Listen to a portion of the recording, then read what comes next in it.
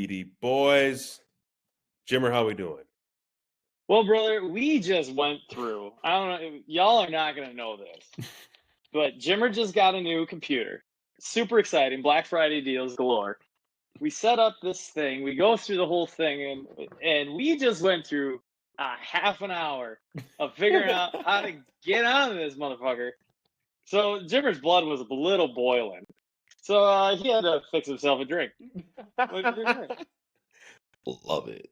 I think we need to make this a simple thing for you where you just go ahead and have one of those. Well, okay. All right. Now the blood's down. Love I think it's time to get ready to go here. I think that's going to be a staple from here on out. But anyway, let's go ahead and talk about our Packers here. They went ahead and beat the San Francisco 49ers 38-10. Jordan Love was 13 of 23 from the field, 163 yards, throwing 2 touchdowns.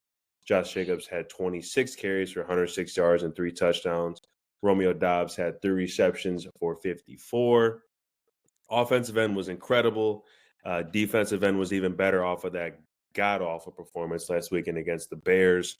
We got to see Quay Walker get going a little bit better than he did last week. Evan Williams played way better. Obviously, our man X, 29, freaking ball hawk, 7 interceptions. God bless him for coming to the Packers. Rashawn Gary, we've been havoc on him this whole season. He came through. Van Ness did some things as well. Basically, talk to me about this whole game because this was a good win. I don't care what anyone says. I don't care what that opponent, the 49ers, look like. It was a great win. Talk to me a little bit about this game and your perspective. This game felt personal, like from the bat, from a player side of it. Like this has been a team that has been not only a thorn in your side, but a heartbreaker. They've broken all your hopes and dreams of doing Super Bowl to playoff runs. They've done it all. So they didn't give it, as Keyshawn Nixon said, no one gives a shit. Like, they play, as he said, we played with backup quarterbacks too, and we won our games. Right. So this felt personal from the beginning. They put their foot down on the gas early. They had some hiccups early as well, but then they overcame them. It basically did what you need to do against a backup quarterback on a very short notice too. Like they broke Friday. I don't know how long San Francisco knew. Like if they knew from like Wednesday or Thursday that he was going to be playing, but they broke Friday that Brandon Allen was going to be playing. So short time, they basically did what you needed to do. Right. Backup quarterback, really banged up team. Like they were missing their best offensive lineman. They were in Trent Williams. They were missing their best defensive player, or second best defensive player, in Nick Bosa, best pass rusher, and then missing your quarterback. So it's we got to win this game. You cannot lose this game to a backup quarterback, and that's what they did.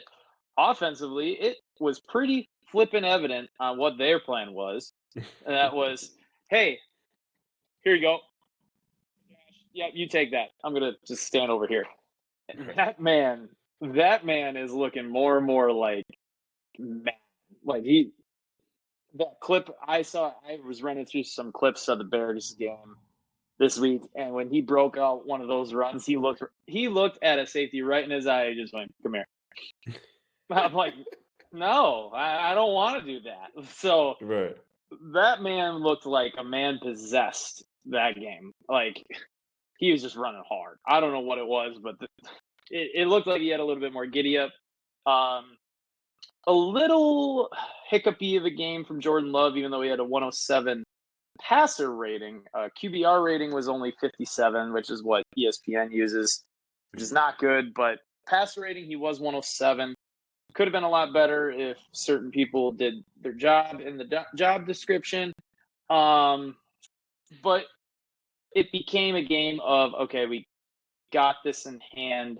At one point, we got this in hand. Let's just not do anything stupid. It is a big win, so it is the nitpick show of Off the Top here.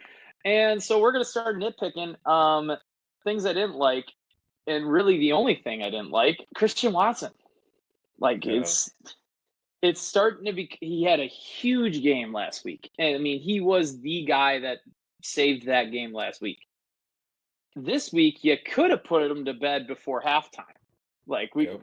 Wayne Larrivee on the Packers radio broadcast, if you don't listen, he has daggers, and there's your dagger. If anyone, we've all been growing up, we're waiting for the dagger call. We might have had a dagger in the first half if he catches that bomb. I don't know.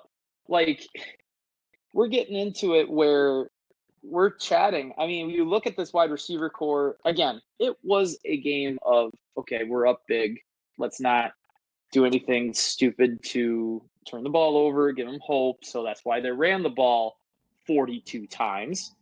41 times minus Jordan Love's one rush. But they ran it 41 times. And that's basically, okay, we know you can't stop this. We don't want to turn the ball over. We're just going to run the ball. And that's fine. But then you look at Romeo Doubs went down, not good. Like, that was not good, unfortunately, with a concussion. He was 3 catches for 54. Tucker Kraft, 2 catches for 26, had the 1 touchdown.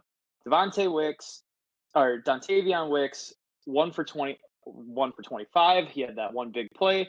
And Jaden Reed, 3 for 26.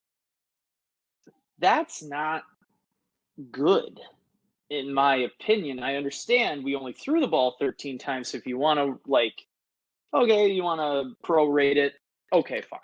But I'm starting to think with this wide receiver group, and we haven't seen it a lot because the Packers run the ball more than any other offense in the league, that there is a lot of good wide receivers.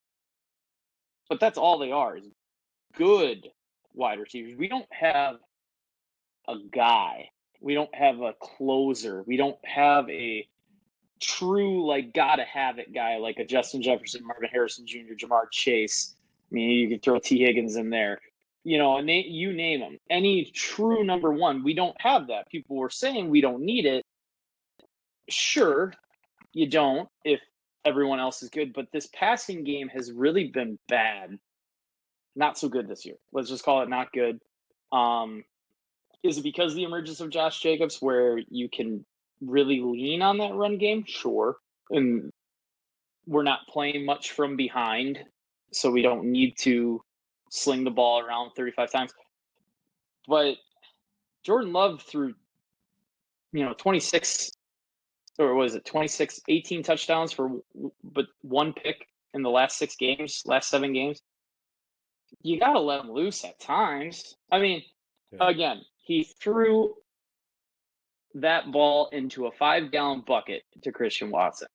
There isn't a prettier deep ball you could have thrown, and he dropped it. I mean, this whole season has been that, where Jordan Love has thrown a lot of passes, a lot of really good passes, and they get dropped. Right. And so I'm starting to think, one, Christian Watson is getting himself into a position where he's going to be losing out on a lot of money up in the future. Potential. I think Green Bay will keep him around because he has those attributes. He has the physical, the speed. He has that raw athletic ability where you got to keep him, and just hopefully something sticks at some point in time. But he's going to miss out on big time money.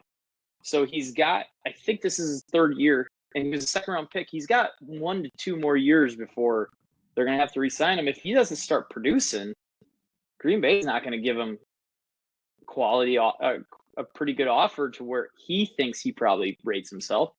And another team might come by and say, hey, we know what we can do. We're going to give you more. And then he's going to be out the door, which, that would suck because that's your deep threat. Like, that's your guy to take tops off of defenses. So, nitpick Friday. Romeo Doubs still 3 for 54. It's a damn good game. And Jaden Reed's been nitpick. It'd be nitpick Wednesdays. How about we say that? Yeah, well, we're recording on Tuesday, whatever. But victory nitpick week. Let's just call it that. But these running schemes too, man. This is just crazy. Like, Jordan Love doing full 360s, faking a jet sweep, end around, coming back to just an inside give. Like, Matt LaFleur is taking pride on using Josh Jacobs in that. So, hey, if we don't have to throw the ball 20 times a game, 30 times a game, and we're going to win ball games, but we're not going to do that all the time. So we need to. So it's something to worry about because we've always said Matt LaFleur doesn't play well from behind. Like his offense is predicated on running the ball, and if he has to come from behind, that's when he struggles the most. But we're 8-3.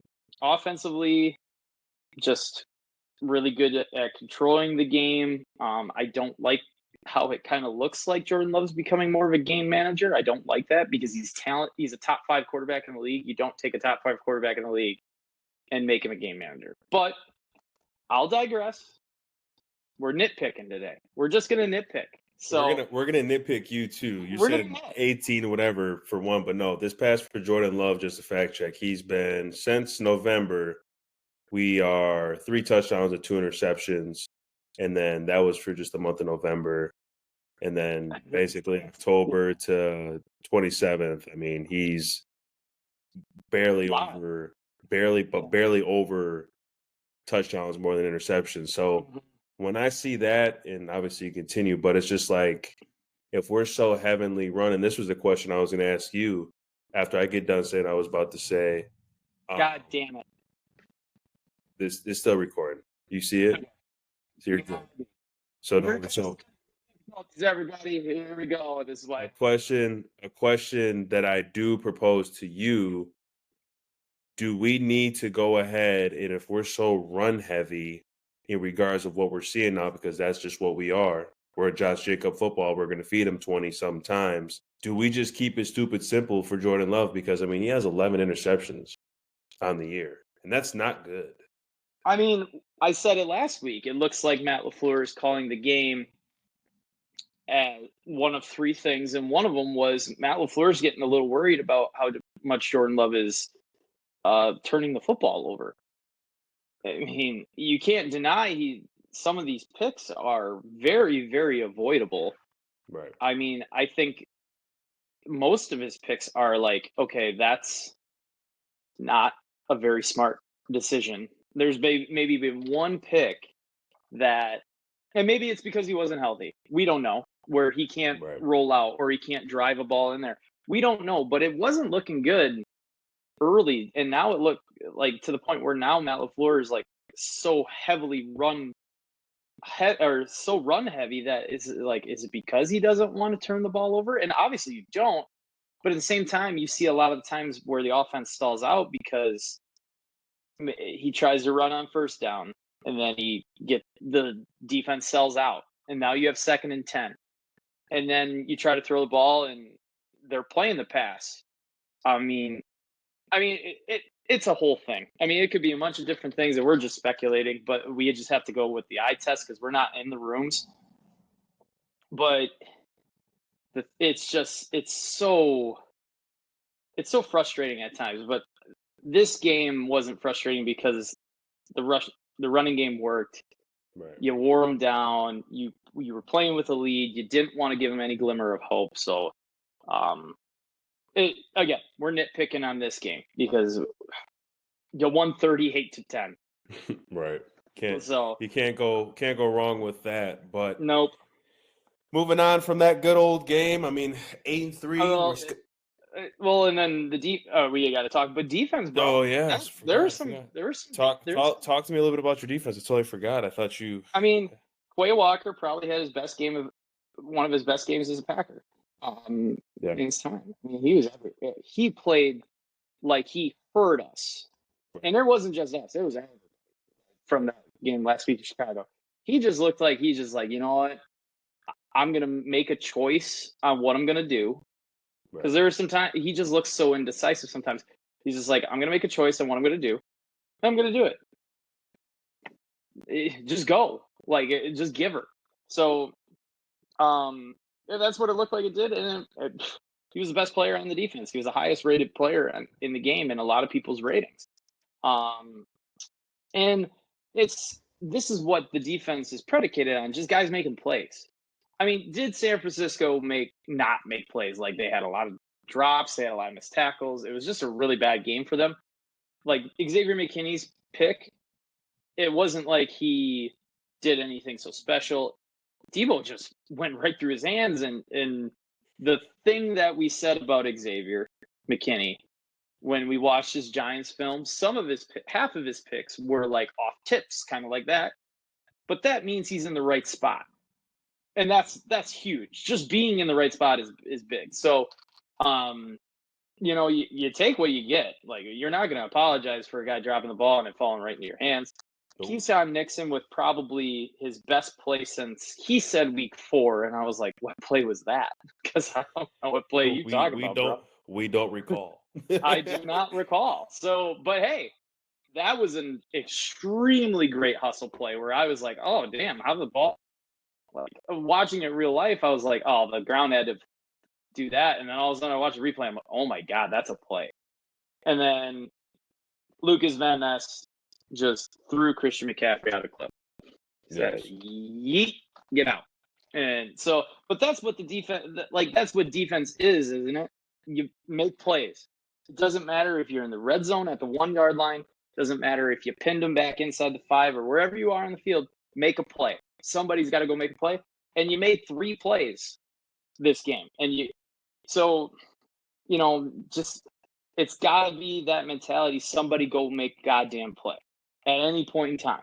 It doesn't have to look pretty. You could drive, again, if you drove down the field 50, 60, 70 yards, but you make a play at the end of it, that's still a play, and that's fine. So, again, nothing really to see here. I was surprised that San Francisco threw the ball. I was like, get ready for the Jimmy Garoppolo throwing the ball 8 times, completing it 6, and then the San Francisco 49ers literally just running the ball down the throat with Christian McCaffrey. I thought that's what we were in for, and they decided to throw. I mean, he had 29 throws, but by that, it's really hard to judge before where the game started getting out of hand, where you had to drive the ball down the field. He threw the ball a lot more than I thought he was going to. So, and I think it shocked the Packers a little bit. I thought they were probably expecting a heavy Christian McCaffrey game too, but you did what he did. You gave up that one drive before half, which I wasn't really thrilled about, but it didn't look like it phased them. They looked like they made some adjustments and just started making plays, and then everything just kind of coasted from there. So nothing really. This was a pretty simple game because it was just such an ass kicking. So and then you got a really short week coming up here. Let's go ahead and get right into it. Short week. We got the Dolphins coming into town this Thursday on Thanksgiving. They're on a 3-game win streak. They lost to the Bills November 3rd, but went ahead and beat the Rams, went ahead and beat the Raiders, went ahead and beat, obviously, a horrible Patriots team. But now they come into Green Bay. Going to be cold. They're not going to be ready for it. Not going to be ready for it, but who knows? I mean, this whole conspiracy of them playing in the cold, I get it. But at the same time, you don't know what you're going to get.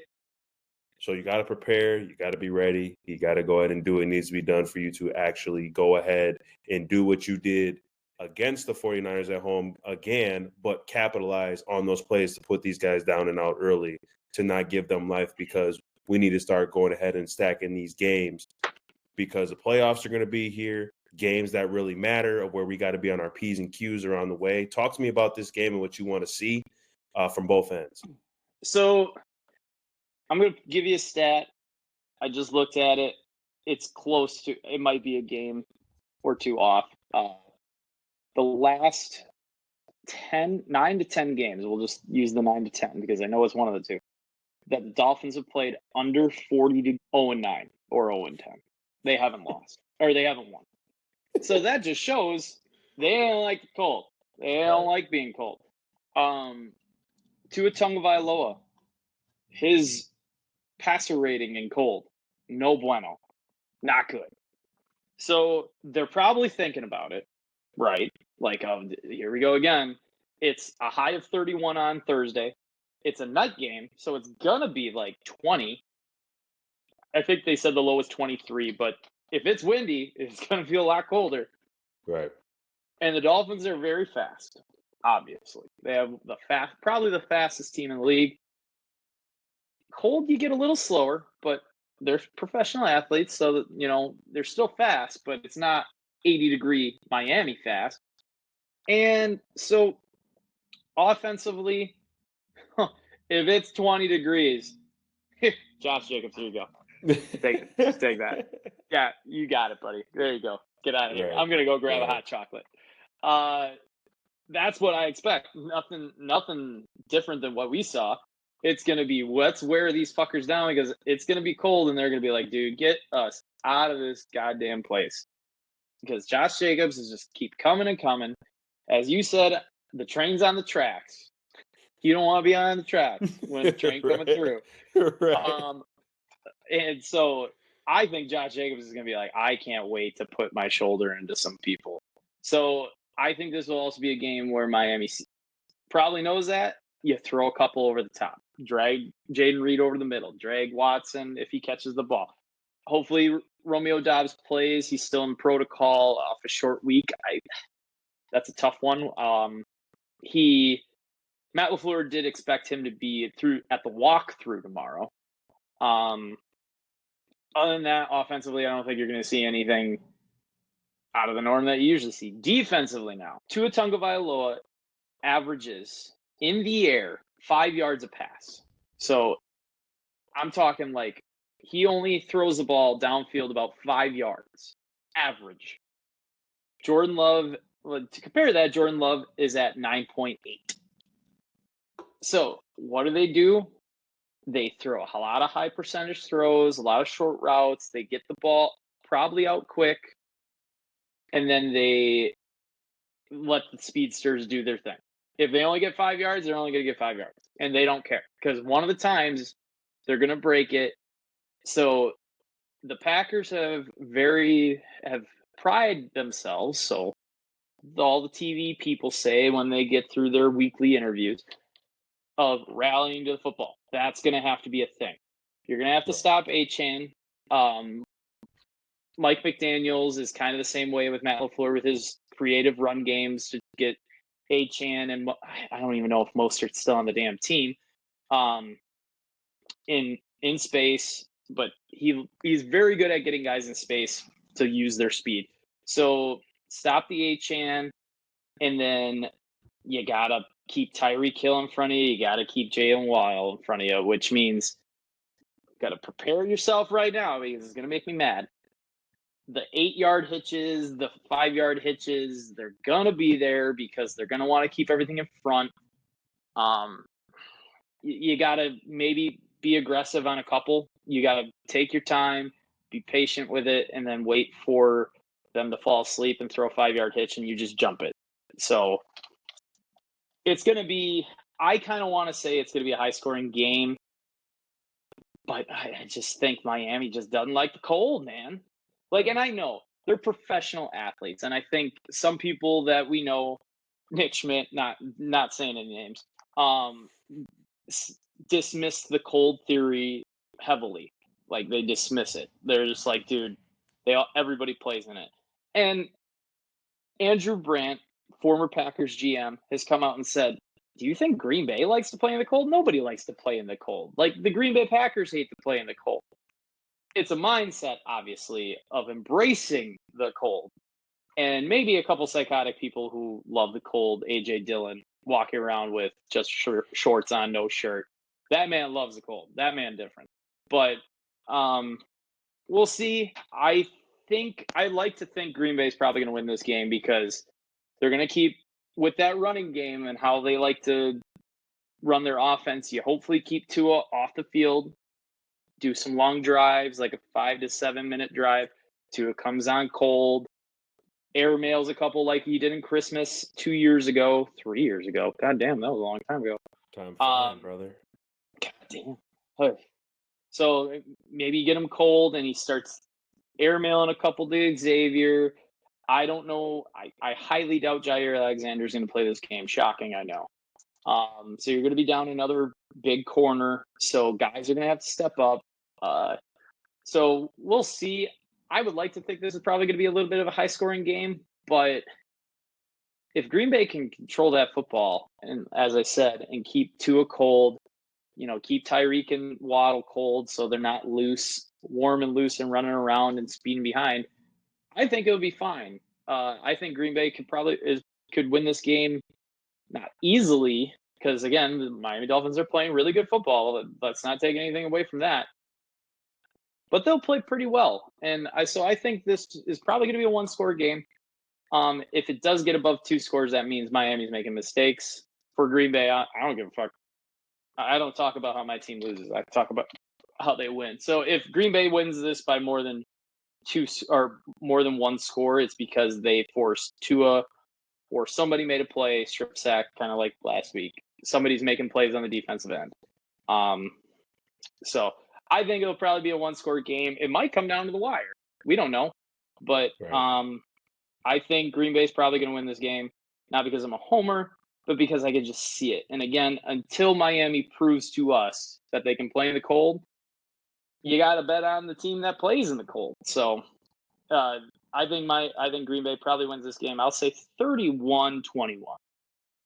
That sounds like a good. And they got them at 3.5. The Badgers 3.5 for the Packers at home. Just don't say that. I'm definitely with Yeah, you you. have I to say think that. if we go ahead and run the football and go ahead and get after the quarterback, that D line's humming right now at home, and I think we're building momentum, especially with that D line. I loved what I saw last week with them. We go ahead and get to the quarterback and run the football. This might be one of those 31-21 or maybe even 27. 35. Just one of them where they're not really like in it. We're just controlling. So that game's at 7:20 on Thanksgiving. So go ahead and eat all that good food, save some, and eat it again. Moving on to a absolute game that is a lot need to be talked about this because this ain't looking good for the Badger football team here. They went ahead and lost to Nebraska 44-25. I don't need to get into any type of stats, nor I need to. Nope. Is Mr. Head Coach, aka Fickle, is his seat getting a little low temperature right now? Because if you want my honest opinion, if he don't win this game against Minnesota, thing is hot. I think it is just starting to get on the burner, and the burner's not even that high. So I think he's safe. As I've said to you before, yes, boosters have a lot to do with things. And the one thing that Wisconsin football cares about is the 22-year bowl-eligible streak that they have. Now, they could get an asterisk put on it where if they don't win this game against Minnesota, they could get invited. It still counts. Boosters are going to be like, well, the only reason we got there is because we got invited. Luke Fickell is going to be like, I don't give a fuck. I still have the streak alive. I think what we need to realize too, Luke Fickell, this is year 2. Yes, he's miscalculated the offensive coordinator position. He had a quarterback transfer that looked really good that went down. I think everything's working in his favor to look and say, okay, this isn't as bad as we think it is. This is still Paul Christ's kids. Like, I think people really are forgetting that. And Paul Christ was a dog shit recruiter. Like, we're gonna call it as it is.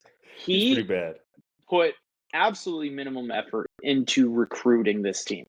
So you look at some transfers in, which is very minuscule. This isn't a Luke Fickell team yet. I think he's going to get his guy for OC that he knows and how he works. I think they're going to get in the portal.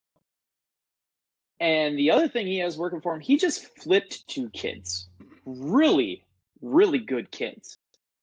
He flipped, I forget his name. I think it was Jalen Johnson or something along those lines. Defensive end, highly recruited, went to Michigan, flipped him from Michigan, got him to decommit from Michigan to go to Wisconsin. He's 6'6", 250 pounds, I think, or 265. Like, the dude is Jalen Williams. Oh, I was close. Generic names. He's 6'6", 250 to 265 pounds. Wait till he gets into a Big Ten weight room. Like, you've been there. Wait till that motherfucker gets in a Big Ten weight room. That guy might be, like, absolute freak. So he got that, and then just broke, I think, Sunday or Monday. They got a 4-star quarterback recruit, also from who decommitted from Michigan. So Luke Fickell is like, he goes into those meetings with the athletic director, and he says, "Hey, look at this. I didn't want that guy. I didn't want that guy. I didn't want that guy. I'm stuck with that one." And he's just going down the list. Okay, I wanted that guy, but he got hurt. And then he looks over here and says, "Look at my recruits. Like, I recruited this kid. I recruited this kid. I flipped this guy." Like, I think things are going to be working in his favor. You don't flip a college football program overnight unless you have really stupid NIL, which I watched some NIL shit today that really just made me sick to my stomach. Unless you have some stupid NIL money, or you have a guy named Deion Sanders as the coach. So you don't flip a program realistically from mediocre to good in 2 years. It's going to take a full 4-year cycle. So I don't think Luke Fickell is on the hot seat. Now, next year, I've been reading into some things.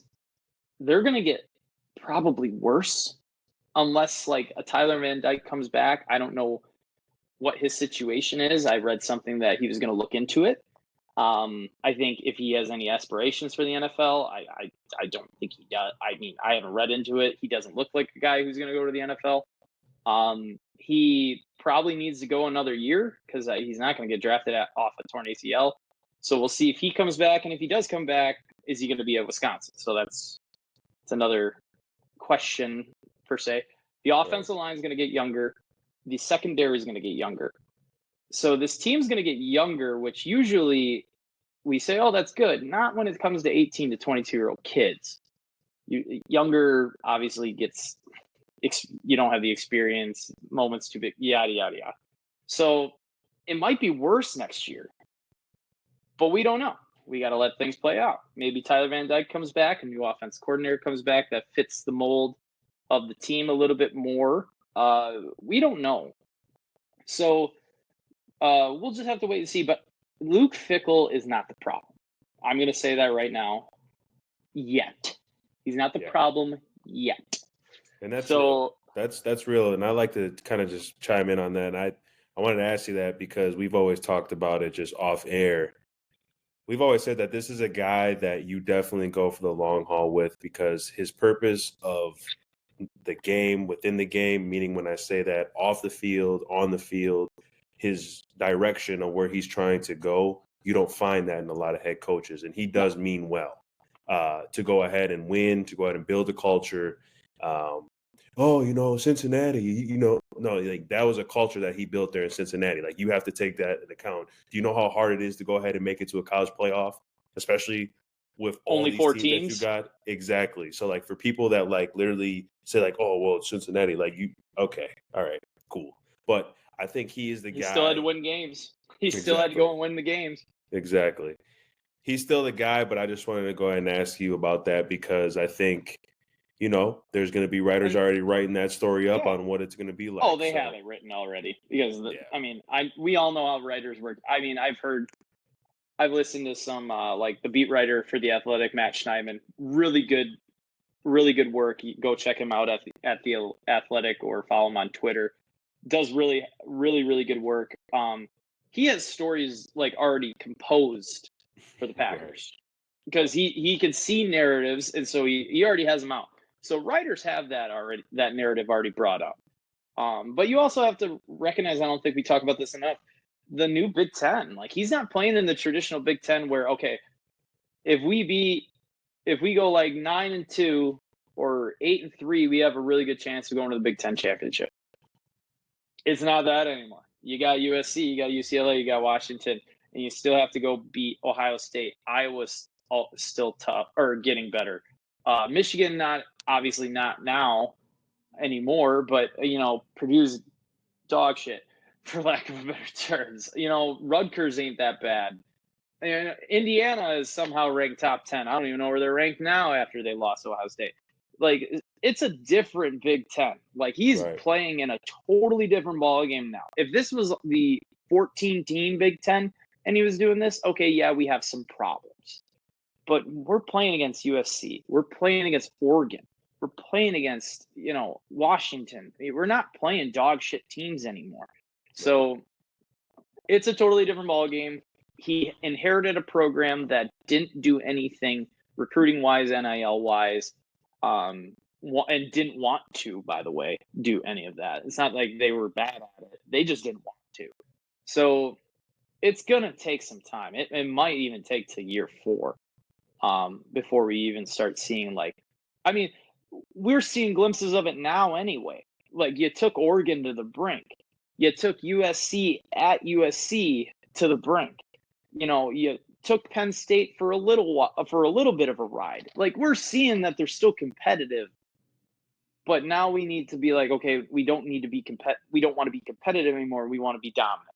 We want to be Ohio State. We want to be Oregon. So we're seeing glimpses, and with a team that's not his, and with an offensive coordinator that just didn't gel. I also kind of see, and I want to see what you thought, just guys that look like that don't believe in it. Mm-hmm. Like, I don't know. I know. Losing sucks. And when things just seem like they're going bad to worse, it's hard to keep the mojo up and everything. But with this game coming up here against Minnesota, Black Friday, it's going to be an interesting crowd. I was thinking about that because it's Black Friday, the day after Christmas at 11 a.m. It's not a night game. It's at 11 a.m. First of all, I got to work. Thanksgiving, not Christmas, crazy. Work that day. And I'm like, people work at 11. If it was a night game, I'd be like, oh, yeah, this game's going to be classic. I'm going to be like, who's going to be there? Like, students go home for Thanksgiving. Oh, seriously, though. Is the student section going to be filled with like regular ass patrons? Or are they just going to call it the section? Like, I'm like, this is one of the more interesting things I've ever seen. Like, we saw it interesting last year at the NFL when they had the 2:00 game, which we have the 2:00 game still, but it's just like, right. We have 11 a.m. college football game on Black Friday. Something doesn't add up here. So that's going to be an interesting crowd. But as a player still, it's the axe. Yeah. It's your highest trophy. It's your bitter rival at home, and you need to win to be bowl eligible.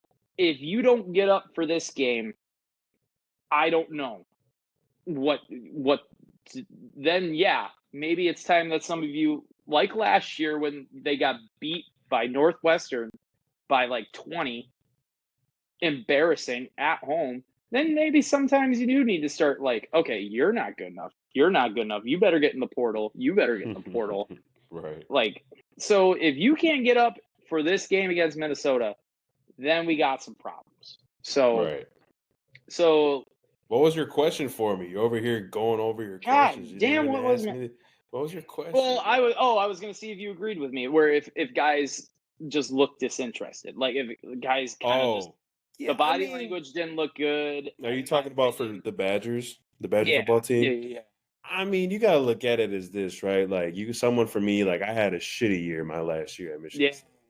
Yeah. So it's like you're like, all right, like we know that we're probably not gonna go to a bowl game, but at the same time, it's like what's motivating us to continue to play well, right? So at the same time, for me, I already knew what it was. Like, I'm trying to go ahead and try to maximize as much as I can to go ahead and show that I'm a good player to go ahead and go to the next level. So that was just individually with me. Yeah. But that's just not the case. That's not the case with other guys. That's not the case with coaches. That's not the case with other guys. So it's like right now you're looking at it like, okay, well, we can go ahead at this 11 o'clock game against Minnesota. That is probably one of the biggest rivalries in college football because people in their rivalries really don't make sense anymore. Like this game has been going on for generations. And if, like you said, you already said, if you can't get up to play this game or have some type of pride, regardless of whatever year you are, like if you go ahead and put the helmet on for the Badgers and you go out there and just, I don't care. You know what I'm saying? I don't really give a shit on what happens. And you're a starter. Like, you start the game and you already kind of having that notion going in, like, yeah, like, I don't care if we go to a bowl game or any of that. What you just pointed earlier, that's going to show up on tape, and those guys are going to be out of there. Mm-hmm. Because people are going to realize that. Luke Fickell doesn't play games like that because tape don't lie. That's one thing about that, my good brothers. You are recorded, and they will see every tendency that you do on every single play. So just to answer that, I mean, hopefully they don't. Hopefully they want it. Yeah, and if you get in the portal, the other teams are going to be looking at that same tape and going, dude, okay, so you're telling us that, how good you are and everything. Look at this tape. Like, I see you going 75% on this tape. Why? Like, what happens if we start going downhill a little bit? Like, you gonna quit on us too? So yeah, you're right. There's so many. There's eyes, and people realize it. So right. But yeah, it just didn't look. It looked kind of familiar from last year, where guys just kind of looked disinterested. I understand it's frustrating. Like, losing sucks. It's frustrating going to get blown out by Nebraska, a team that you've actually had some pretty good success with ever since they really got into the Big Ten. But so again, you hope they go, okay, now it's Minnesota. I hate Minnesota. I want this axe. I want to go chop down the goalposts afterwards. I want to go to a bowl game because as you said, I mean, you had aspirations to maybe go to the next level. There's guys on this team that know they're not going to go to the next level. And it's like, do you want to play another game? Do you want to prepare for like another 3 to 4 weeks? And we get to play one more game. Lord only knows where. I don't know. Detroit Bowl, the Pop-Tart Bowl, the Tide Bowl. I would say Tostitos, but that's a pretty Culver's Bowl. Dude, if they got a Culver's Bowl, they got it. I think for Division III, my shout out to my boy Shawzy. I think he's got one going Division III, but that'd be something, wouldn't it? That'd be, the generic bowl, whatever generic. Not the Outback Bowl. The Outback, you can't disrespect Outback like that. But just some of those bowls. We can't. You're gonna go play somewhere. Right. You probably get stuck in the Pinstripe Bowl playing at Yankee Stadium in December because that's fun. This is our reward. We got to come to fucking the Bronx and play on a baseball field in December in New York. That sucks. So, yeah. Or the Las Vegas Bowl ain't actually that bad. They played in that. Go to the Sphere. All right. But yeah, so you got. I think Wisconsin. I know Wisconsin could probably win this game. We just got to see. Literally, it's the eye test again. If they started off hot and then they fell apart. So it's like, can you do something to get Camp Randall going? Like I've said in the past, can you just feel the energy of your last home game? It's senior day. Senior is going to be up for this anyway. So I know Wisconsin could easily win this game. And PJ Fleck always seems to have his guys somewhat ready, even though I think he's just goober. That's one guy. If we want to talk about one coach that I'm just like, he's up there. Ryan Day is another one where I'm just like, dude, you're just so full of yourself, aren't you? Like, oh my God. So PJ Fleck is probably actually even a little bit more full of himself than Ryan Day is. So, oh my God. So I would love to see them roll their boat gently down the loser stream on Friday. So, so we'll see, but it just didn't look good. And we'll see how it goes. That's all we can do.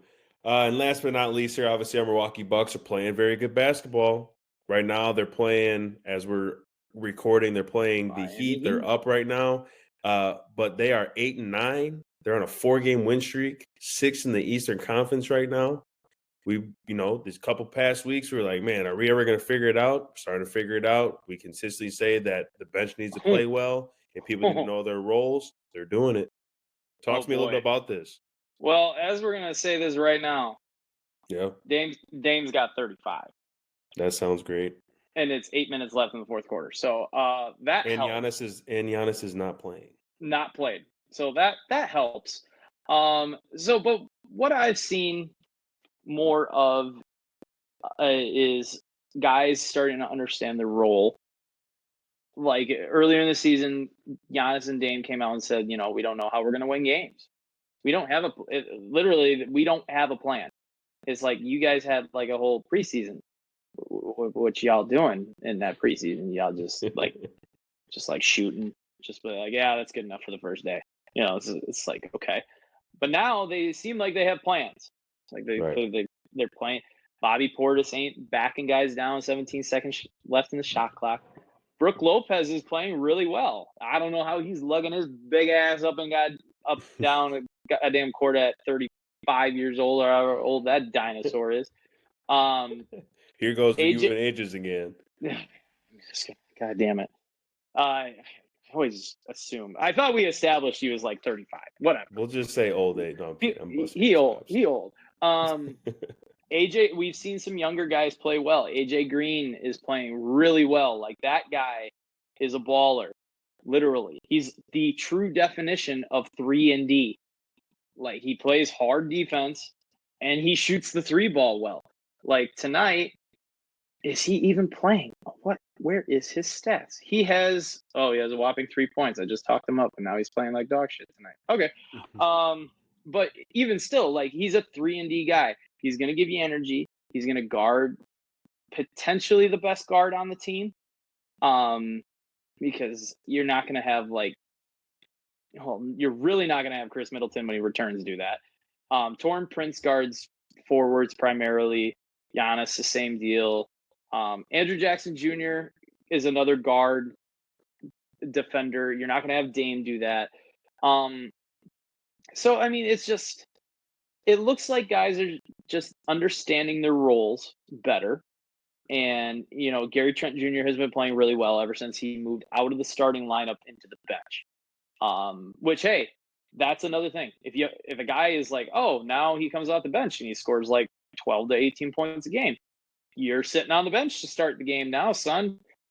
Get out there and do that every night. I don't care. If you start on the bench, you start on the floor, you show up at halftime, you sit in the stands for the first 25 minutes. I don't care. If you give me 12 to 18, we're going to figure something out. So it's just guys looking like they understand what their roles are better. And, of course, you have the dominance that is Giannis Antetokounmpo and Damian Lillard. That always helps. So we knew that they were going to be a 5 to 6 seed just by their talent alone. Now, do they go and make some moves? I don't think so. They should. I don't know if they will, though, because they're up against cap. Can you trade a guy like Bobby Portis or Pat Connaughton? I think you're going to keep Brook Lopez because you need a rim protector. I think when Chris Middleton comes back, that's basically like a midseason acquisition. Torrin Prince is going to go to the bench because then you're going to insert Chris Middleton there. Extra scorers help. And Giannis is going to play a little bit more at the 5 probably. You can go a little smaller, even though Giannis is 2 inches shorter than Brook, but we can go smaller. You can do a whole lot of things with Chris Middleton coming back, but I don't see him being a 30, 35-minute guy a night until like April. So he's going to get like 20 minutes a game, 25 minutes a game, and he's going to maybe hopefully score 12, 15 a game because you just want him healthy. Those ankles, we don't know how they're doing. So we'll see. But hey, they're playing better. That's all you can ask for. It just looks better. Guys just understanding the role. And if guys start understanding the role, they're buying into the system, that helps obviously a lot too. So we'll see. They had that hell stretch. They were 4-9 because they played a pretty tough schedule at first, and then they had a cupcake schedule. They're kind of going through the cupcake schedule.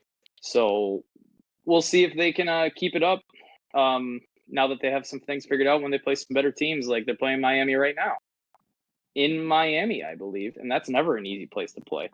So we'll see. No, we'll definitely see, and I'm liking what I'm seeing from them right now. Basically 1,000% on what you said. Before we head out, this is a new segment. I've never told you about this. Yes. We are calling this the Jim Bob Cooter picks. Oh no. Okay. For the Mm-hmm. weekend, and it's for the NFL. So I'm going to rattle off all these. I'm going to let Yep. you know what the points are at, so we Yep. can help these beautiful people to go ahead and win some money, because that's Yes, what it sir. is at the end of the day. Yep. All righty, so we're going to go ahead and rattle them off. We have Thursday, Thanksgiving, first game. Bears versus Lions. Detroit is 10.5. Excuse me, it's 10. Who are you taking? In regards to you're going to take the Bears on that? Sounds great. 10 points is a lot for a backdoor cover. Like it might be a 13-point game, 17-point game. There's a hook, 10.5? They have Detroit by 10.5. Yep, they have the hook. Could be a 17-point game and the Bears punch it in late. For 10, I win by a hook. Give me the Bears to the 10.5. Absolutely. Giants versus the Cowboys. The Cowboys got 3.5 there. Give me the goddamn Cowboys. The Giants are an absolute shit show. You know what? That's a lock. Put your mortgage on that game. Cowboys minus 3.5. Put my rent on it, bro. The Giants, I've been watching some of the Hard Knock stuff. They might be the dumbest team in the NFL. And that's hard to say when you got the Carolina Panthers. When you make the Carolina Panthers look more coherent, that's bad. You're horrible. Hammer the 3.5. And then obviously we got the Dolphins versus the Packers. The Packers are 3.5. What are we thinking? That's a slimy one right there. Yeah, it's a trap. I'd be staying away from it. We'll stay away from it. No, I personally am going to stay away from this. But I don't know. I'll go Green Bay. I'll go Green Bay. Because if they win by 3, I lose by a hook. So if you expect a close game, take the Dolphins, because if it comes down to a field goal game, then you win by a hook if the Dolphins lose. Gotcha. And then stay away from this game. No, sir. No, sir. I'm with you. I would leave it alone. I wouldn't even touch that 3.5. But this one you definitely go ahead and talk about or take, or however you want to say it. Friday, Raiders versus Chiefs. Chiefs got 12.5. That one's scary too, though. Give me the wood, man. Back up the wood. I got plenty of room for all those points. Give me the. Oh wait, no. Their Raiders are playing with a backup quarterback now too. Yep, Raiders got because their guys out for the whole year. Yep, never mind. I'll take the Chiefs. And then I would take the Chiefs in that. I wouldn't touch the Raiders. So then we'll just rattle off these Sundays here. So we have Chargers, Falcons. The Chargers are getting 1.5. Chargers. The Steelers versus the Bengals. Bengals are getting 3.5, which is crazy. The Bengals are favored? They're getting 3.5. What I'm looking off for real right now. They're getting 3.5. Give me the Pittsburgh Steelers points. I think that'll be a close game. Is it in Pittsburgh or is it in Cincinnati? It's in Cincinnati. And Bengals just came off a bye on that one, actually. Mm-hmm. You know what? Give me the Burrow. Give me the Burrow. Give me the Burrow. I like the Burrow on that one. Texans versus Jaguars. Houston is getting 5.5. Ooh. Jaguars have played people tough. And this one's in Jacksonville. And Houston just doesn't look good. Give me the Jags. Give me the 5. Give me the 5. Cardinals versus Vikings. That Vikings get 3.5. And this one's in Minnesota. Pretty good last week. Give me the Vikes. Colts versus Patriots. The Colts get 3.5. The Colts get 3.5 on the road. Ew. This game just ew. I don't know. I'd stay away from this game. What's the end? Well, I think the Colts look pretty good against that pretty good Houston Texans defense. Give me the Colts. Give me the shoe. No. This is our God, no. Yes, that guy. Hammer, break that song. That guy's incredible. Seahawks versus the Jets. The Seahawks get 2.5. And this one's away for the Seahawks. Chickens. Tennessee Titans versus the Commanders. The Commanders get 5.5. The Commanders are at home. Tennessee just beat. The Texans away. Yeah. I might take the 5.5. Like Tennessee feeling pretty good. Washington coming off. Actually, you know what? I'm flipping that. Washington's gonna be pissed off that they just lost to Dallas through a missed extra point. I think Dan Quinn is going to get that team pat. Give me the 5.5. I'll lay the points. Sounds good. Buccaneers versus the Panthers. The Tampa Bay Bucks are getting 6.5, heading to North Carolina. Mike Evans back with Baker Mayfield. That's very dangerous. Panthers have looked a lot more competitive ever since Bryce Young came back. 6.5 for that game. Excuse me, 6. 6 on the head. My bad. Not 6.5. Give me the Buccaneers then. The half kind of. Yeah, give me the Bucks because if they win by 6, I get a push. Give me the Bucks. Sounds good. Rams versus the Saints. The Rams are getting 3 on the head. This one is away. That one's in New Orleans. I think the Saints just had a bye last week too, and the Rams have just destroyed on Sunday night. I like Matthew Stafford here. 3-point road favorite. Again, I just still don't think New Orleans is that good. I think their new coach bounce is gone. So give me the Rams. And then 49ers versus the Bills. The Buffalo Bills get 7 at home. Bills.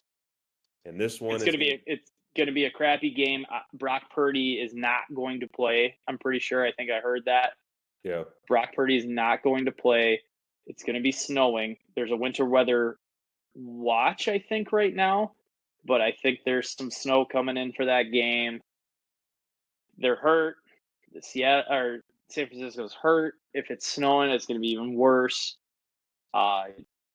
Bills know how to play in that weather. San Francisco doesn't. Give me the points. I'll lay the number.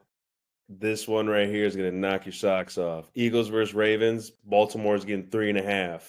Baltimore's at home. And they're favored? Yes, by 3.5. Excuse me, by 3, not 3.5. Give me the Eagles. I'll take the Eagles. I like that number. If I just feel like the Ravens are so inconsistent, where they just played a really good game against the Chargers last night, and then they're gonna go into, or they're coming home. It just sounds like we're like the Ravens are back. They're gonna push, and then they come out laying egg. I'll take. The Eagles are finding out who they are, which is also the same as Packers. Saquon, here you go. Right. Yep, get on out of here. Yep, there you go. Run for 250. Okay, right. So, yep, I think I like the Eagles. I like where they're at. They're starting to kind of come together a little bit, but we'll see. I'll take the wood on that one. Golly, what an incredible segment of Jim Bob Cooter. Yes, sir. Weekend. This is going to be a staple. Fade that was just on the fly. That was a staple that we went ahead and just created there on the fly. That's it, everyone. Last but not least, have a wonderful time with your family on Thanksgiving. That's the most biggest thing. Enjoy your time. Go ahead and pour yourself something, conversate, laugh, love. I'm empty. I got to go get another one. Let's get it. Jimmer, it's always a pleasure, man. We will see you guys sooner than later. Peace out, everybody. Happy Thanksgiving.